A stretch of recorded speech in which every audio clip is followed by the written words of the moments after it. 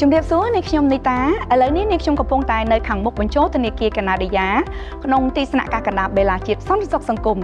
ដោយដែលបងប្អូនទាំងអស់គ្នាបានដឹងស្រាប់ហើយថាបេឡាជាតិសន្តិសុខសង្គមគឺជាគ្រឹះស្ថានសាធារណរដ្ឋបាលមួយដែលទទួលបានការគាំទ្រ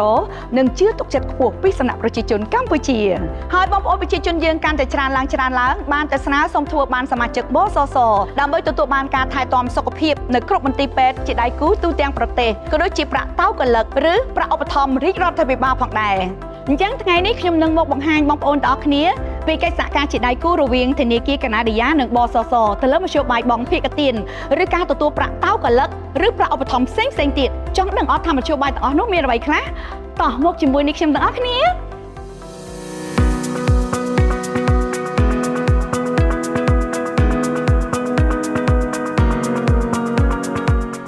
បើយើងនិយាយអំពីវិស័យធនាគារនៅកម្ពុជាធនាគារកាណាឌីយ៉ាស្ថិតក្នុងចំណោមធនាគារពាណិជ្ជដ៏ធំបំផុតមួយដែលមានភាពរឹងមាំផ្នែកហិរញ្ញវត្ថុហើយត្រូវបានទទួលការជឿទុកចិត្តខ្ពស់ពីសំណាក់រាជរដ្ឋាភិបាលជាពិសេសបេឡាជាតិសន្តិសុខសង្គមនៃក្រសួងការងារនិងបណ្ដុះបណ្ដាលវិជ្ជាជីវៈក្នុងនាមជាដៃគូសហការផ្ដល់នូវសេវាកម្មទូទាត់ហើយនៅពេលបច្ចុប្បន្ននេះធនាគារកាណាឌីយ៉ាបានយកចិត្តទុកដាក់ខ្ពស់ក្នុងការពង្រីកមធ្យោបាយទូទាត់តាមប្រព័ន្ធអនឡាញឲ្យកាន់តែមានភាពងាយស្រួលដោយបងប្អូនអាចធ្វើការបង់ភាគទានសម្រាប់បុគ្គលស្វ័យនិយោជន៍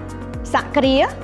ក៏ដូចជាសោធនស្ម័គ្រចិត្តបានដោយខ្លួនឯងតាមកាណាឌីយ៉ា Bank App លើទូរស័ព្ទដៃផ្ទាល់តែម្ដងម្យ៉ាងវិញទៀតសម្រាប់បងប្អូនដែលជាម្ចាស់អាជីវកម្មបងប្អូនក៏អាចធ្វើការបង់បានតាមរយៈសេវាធនាគារតាមអ៊ីនធឺណិតរបស់ធនាគារកាណាឌីយ៉ា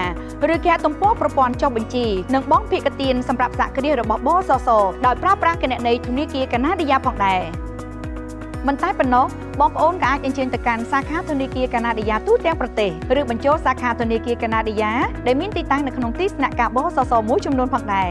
ប៉ុណ្ណឹងអត់ទាន់អស់ទេជាមួយធនាគារកាណាឌីយ៉ាបងប្អូនអាចទទួលប្រាក់តោកលឹកពីបសសនិងប្រាក់ឧបត្ថម្ភពីរាជរដ្ឋាភិបាលជាពិសេសគឺសម្រាប់បងប្អូនដែលជាស្ត្រីមានផ្ទៃពោះតែម្ដងដោយបងប្អូនគ្រាន់តែផ្ដល់លេខគណនីប្រាក់រៀលរបស់ធនាគារកាណាឌីយ៉ាទៅកាន់មន្ត្រីបសសនៅពេលបំពេញទម្រង់ស្នើសុំបោកប្រាក់ជាការស្រេចបញ្ជាក់ណារាល់ការបង់ភាគទាននិងការទទួលប្រាក់តោកលឹកពីបសសជាមួយធនាគារកាណាឌីយ៉ាតាមគ្រប់មធ្យោបាយផ្សេងៗដែលនេះខ្ញុំបានរៀបរាប់ខាងលើគឺអត់មានគិតថ្លៃសេវាអ្វីនោះទេហើយកន្លងមកធនាគារកាណាឌីយ៉ាតែងតែចូលរួមយ៉ាងសកម្មលើសកម្មភាពផ្សព្វផ្សាយចំណេះដឹងទូទៅស្ដីអំពីអត្ថប្រយោជន៍នៃសមាជិកបសសជូនដល់សាធារណជនទូទៅផងដែរយ៉ាងណាមិញបងប្អូនក៏អាចបើកគណនីសន្សំសមាជិកបសសជាមួយធនាគារកាណាឌីយ៉ាដែលបានបង្កើតឡើងសម្រាប់សមាជិកបសសតែម្ដងដើម្បីងាយស្រួលនៅក្នុងការបង់ភាគទានឬទទួលប្រាក់តោកលឹកឬប្រាក់ឧបត្ថម្ភពីរាជរដ្ឋាភិបាលជាពិសេសនោះគឺទទួលបានអត្រាការប្រាក់ខ្ពស់រហូតដល់ទៅ 2% ក្នុងមួយឆ្នាំខ្ពស់ជាងគណនីសន្សំធម្មតាថែមទៀតផងហើយចំពោះគណនីនេះដែរគឺបងប្អូនអាចធ្វើប្រតិបត្តិការផ្សេងៗដោយគណនីផ្សេងទៀតអញ្ចឹងដូចនេះនៅចាំដល់ណាទៀតតោះចាប់ផ្ដើមចុះឈ្មោះជាសមាជិកបសសហើយធ្វើការបង់ភាគទាននិងទទួលប្រាក់តោកលឹកឬប្រាក់ឧបត្ថម្ភរាជរដ្ឋាភិបាលជាមួយធនាគារកាណាឌីយ៉ាដូចនេះខ្ញុំឥឡូវនេះធនាគារកាណាឌីយ៉ាដៃគូហិរញ្ញវត្ថុជាទីទុកចិត្តរបស់លោកអ្នក